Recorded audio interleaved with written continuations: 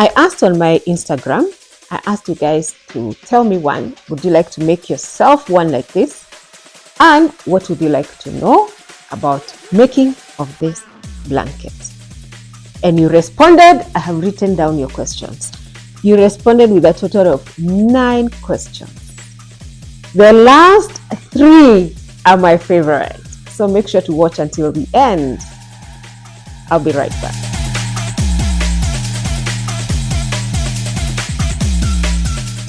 Hello. My name is Wamoyo Kariuki. Welcome back to this channel. This is What Will I Knit Next, and it's another beautiful Monday. Yes.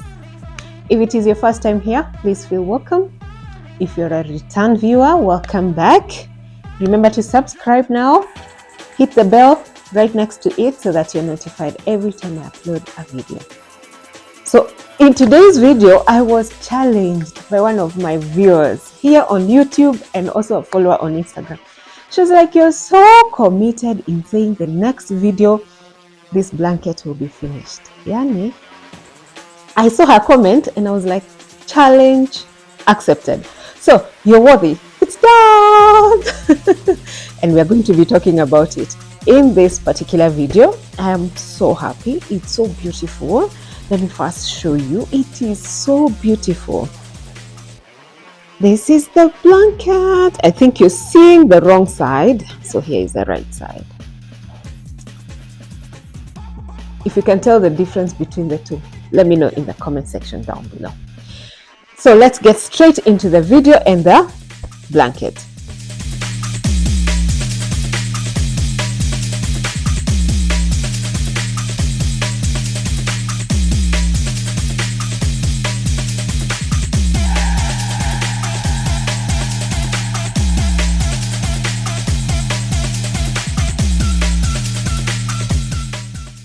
The first question is, the first question I asked you was, would you like to make this blanket yourself? And all of you said yes.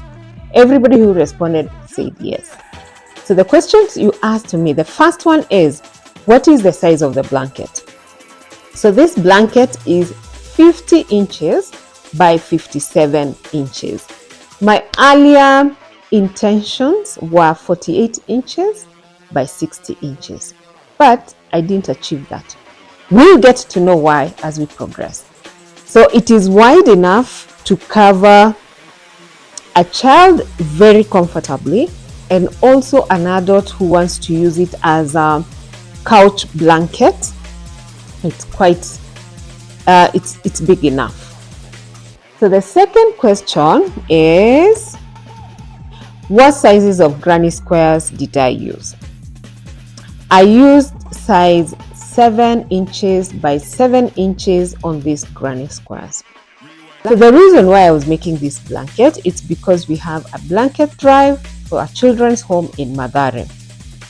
The way we are doing it is that people make granny squares and donate them as granny squares, but other people say they would like to donate a whole blanket like I did.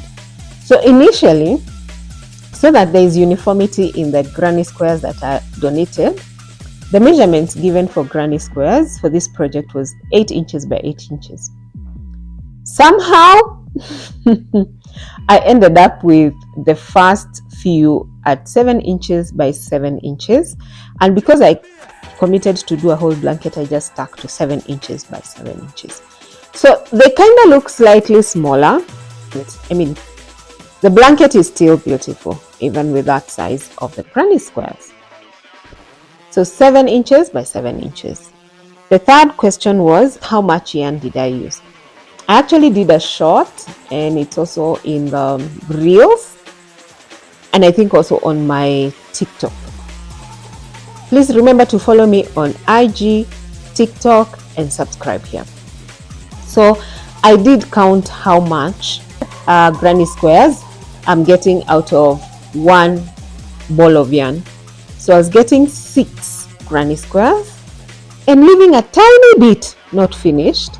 So if you're careful with the way you cut your yarn at the end when you're finishing, when you're starting how much you leave, and when you're finishing how much you leave, you'll be able to get 6 granny squares out of 1 ball of yarn with a size of 7 by 7 inches. So the entire blanket is 72 granny squares, and then I have done the borders as well. So in total I used 13 balls of yarn to be able to do the granny squares, the joining and the edges. Question number 4. How much time did it take to make this blanket? Let me just say, I never logged in the hours that I spent making this blanket, but I mostly did my crochets in the evening. But I think I had 2 days, 2 Sundays that I mostly did crocheting of the granny squares. So I would say a lot of hours spread over 2.5 to 3 weeks. If you're one person who does crochet only, you have no other job, this is your main hustle, then I think it would take much less. Yeah. That was question number 4. Question number 5. What design did I use on the edges? So I tried doing, I don't know what it's called, the one that has like bumps, like flowers. It didn't work. It didn't look well. It didn't look cute. It didn't look nice. It didn't look tidy. So I removed it and I simply just did a half double crochet of each color. So there is 1 row of each color. So there are 3 rows making the edge of this blanket, and each row is just one of the colors for the blanket. And it turned out so well. So well. Beautiful. Question number 6. How much does it cost? Let me say, the cost will depend on the choice of yarn. So if you choose local yarn, wholesale price times 13 balls of yarn. If you choose imported yarn, then it is the price of your yarn and also the packaging. So this one is seal yarn, and seal yarn is usually 100 grams.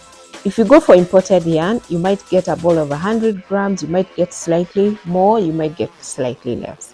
So it will be, you could either use slightly less than 13 or slightly more than 13, and then times the cost of the price of 1 ball of yarn that you buy imported.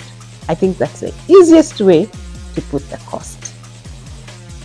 Now question number 7. Why did you choose the type of granny squares you used? To be honest, when I was thinking of making this blanket and when I committed to make the complete blanket, I went to Pinterest to check for inspiration. And the blanket that I saw that I fell in love with was made using these granny squares. I have never made these granny squares before. It was my first time, but just looking at them, they're so easy. They're just like the other granny squares, only that you're using a double crochet stitch all around and increasing at the 4 corners. And I still love this one over the other type of the traditional granny square. I think I still love this one. If I'm making another blanket, I will still use the same type of granny square. I loved it.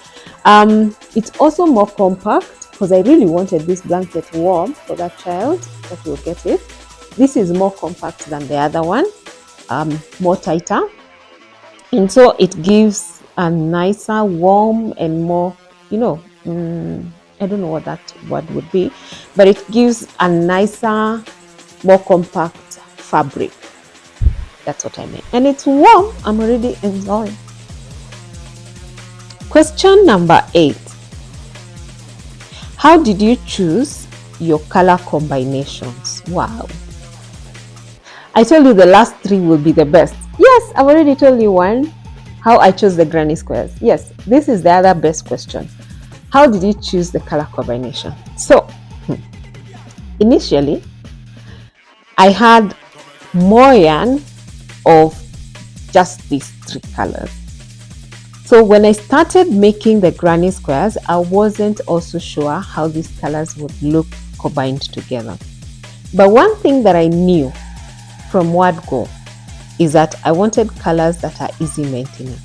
This blanket is going to a children's home. I don't think they have the ability to keep washing their blankets so often. And being children are children. It's prone to get dirty faster than when used by an adult.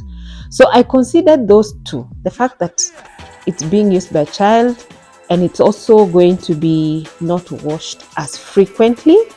And I wanted colors that can, colors that don't show the dirt. You get me? I don't want the child who get this blanket to always look at their blanket and like it's dirty.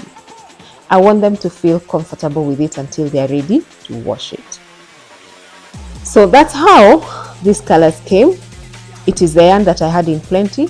I had to buy more to finish the blanket, but the colors just ended up laying beautifully, looking beautiful. I had never known that this would be such an amazing combo. So just like you, the three colors surprised me. So, ninth question. This came from somebody who is willing to buy. Actually, I got so many people who wanted to buy this blanket.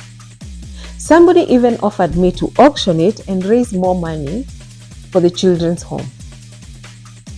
A very tempting idea. That was a very tempting idea. And the people who offered to buy it, thank you. But at the back of my mind, and based on why I was doing this project, I was like, no. Number one, I'm not selling it. I know it's beautiful. It's so beautiful, but I won't sell it. The reason being, I was making the most beautiful blanket for that child that will get it in that Mathare's children's home. That was my goal. That was my objective. That whatever I make for that child that will get it is beautiful and it's worth it. And it's made with love. So money for this blanket, money cannot replace that.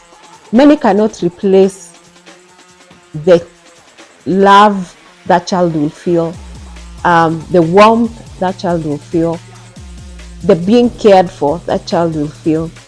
Money cannot replace. So for that reason, I told everybody who was willing to buy this blanket, no.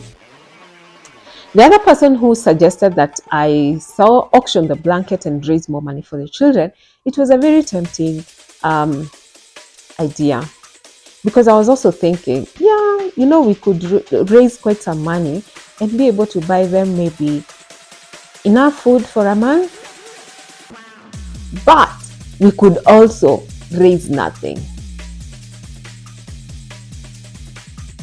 So what was my goal? Hand make something that is beautiful, made with love for a child in that home. And that's what I want. So I said no again. So if you're looking to buy this blanket, if you're watching and you're one of those who offered to buy it, if you watch this video and you would like to buy this blanket, not this one, if you're watching this video and you would like me to make you such a blanket, you're one of those who said you would love to buy it, I am willing to make for you guys. So the total selling price for this blanket would be 5,500 Kenya shillings. Place your orders, we will make more. And I think if you order for this blanket, I'll be able to give something towards those kids from each blanket. Yes, that idea has just come. I don't even know how much. But order your blankets and I will donate some of the money to that children's home for as long as I am making this blanket for someone who's paying. I'll donate it, some money. The name of this blanket, if you want to order it, is Dilly Mama Blanket. It has a name. So order your Doobie Mama blanket, 5,500 Kenyan shillings, and I'll figure out, yes, I will let you know how much out of that money will go to the children's home. I'm preparing for a market beginning of July. So I think the next video we will be seeing my market preparation. I have started. This is the second item I'm making. It's a beanie. And so I'll let you go. Hope you have enjoyed this video. If you've come this far, thank you so much for watching all the way. If you haven't subscribed to this channel, please do so. I'll appreciate. Share this video with your friends. Share it with other people. Put it on your timelines. Put it on your stories. Help me be able to support those children. I think that's what I would ask from you. That's the least you can do for me. With that said, it's bye for now. See you next Monday. In between, there'll be shorts, many shorts. But see you next Monday for another video. Bye.